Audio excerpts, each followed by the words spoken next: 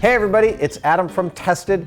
Now, I've talked extensively about how I've always had making in my blood, and my parents really encouraged that, and that was part of my upbringing. But what you might not know is that also animation is in my blood, because my father and a lot of his friends were animators. My dad actually raised us doing animated interstitials for Sesame Street. Whenever you were watching Sesame Street and they'd have something like a little 30-second animation of squares pushing a circle up a hill, or a little narrative about a lumberjack who chops down a tree that's a genie, those were things that my dad did. He would pitch a few a year to Children's Television Workshop. They'd always buy 2 or 3, and that was enough to pay our mortgage and allow my dad to work hard for 3 months and then paint for the other 9 months a year. It was not a lush existence, but it allowed him to do exactly what he wanted to do. And a few weeks ago, a young animator named Marty Cooper got a lot of attention online for these beautiful little animations he was doing. He was hand inking and painting them on acetate and filming them in situ, but you could see his hand in the animations. He was shooting them with his iPhone.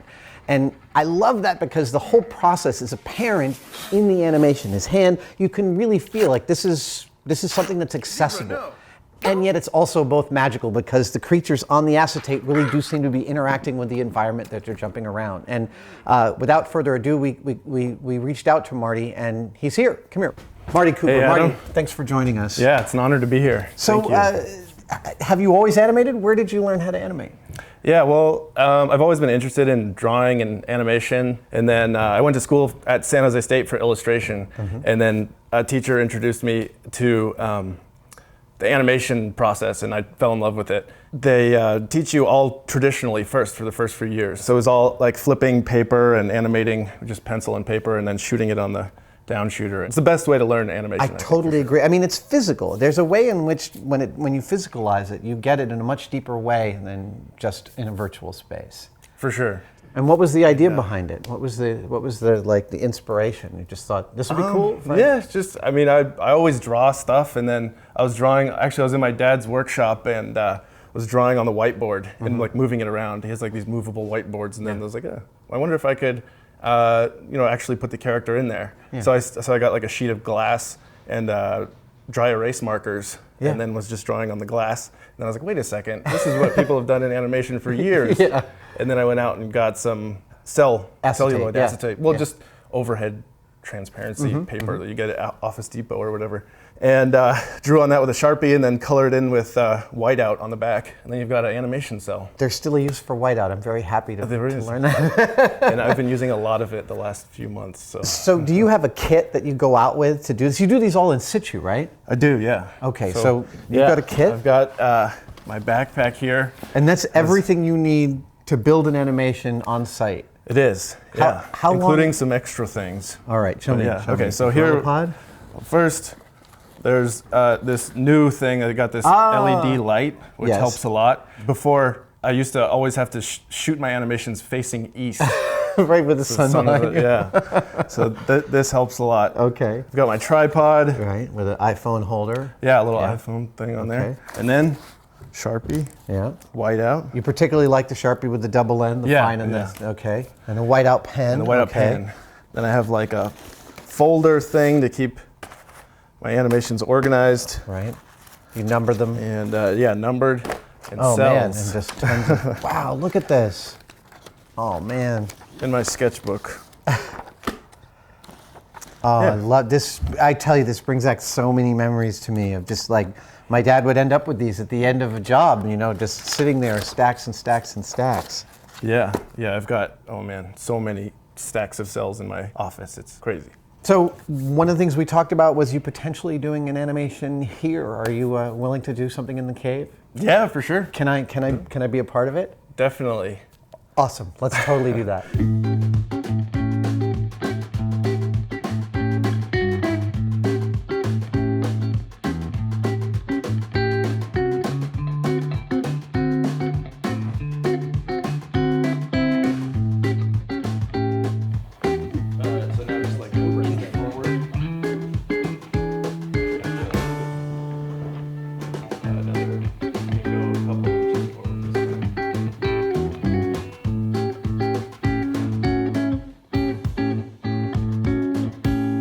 Marty, these are the cells you were just shooting? Mm-hmm. How long did it take from start to finish, between concept and completion? A day. They usually take about a day. So Okay. I'll do a bunch of drawings in my sketchbook and plan it out in my sketchbook, and you can see here's Oh, I see, right. You've plan. got table surfaces. You actually had the creature interact with things in the space.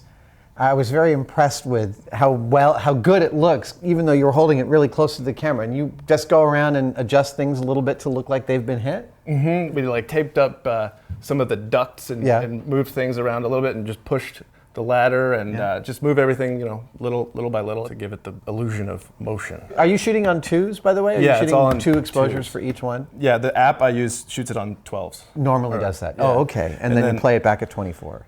Yeah, and then when I animate, I usually animate just straight ahead. So I'll have like a rough plan and a layout, and then I'll just put a cell down and go. Because if I start to plan it out too much, I get overwhelmed and there's so much stuff to think about. I like just like Rolling into it. yeah, just going for it. Yeah. I mean, the drawings are kind of loose and sloppy, but you get the feeling of the motion, hopefully. So you were saying, while the cameras weren't rolling, you were saying like every time you do one of these, you're not sure it's going to work?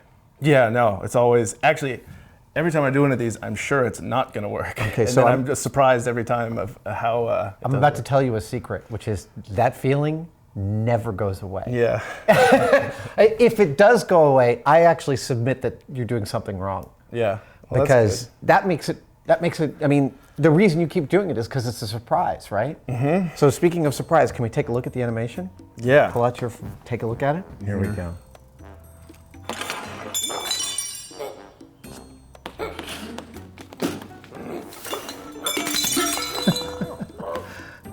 No, Ziebler.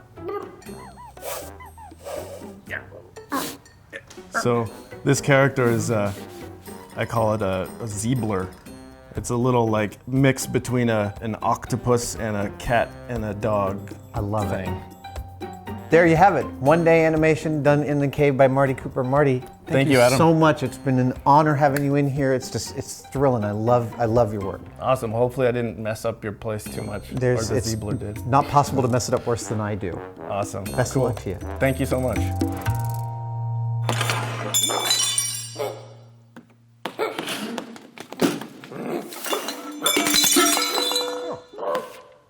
No, Ziebler.